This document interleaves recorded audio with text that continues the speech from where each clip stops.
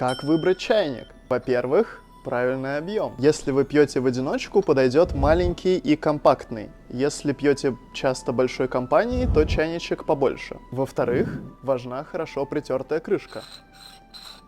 Важно подобрать материал. Собираетесь пить темные чаи, например, красный или шупуэра, лучше подойдет исинская глина. Если собираетесь пить светлые чаи, например, зеленые или южно-фудзянские ууны, то лучше подойдет фарфор.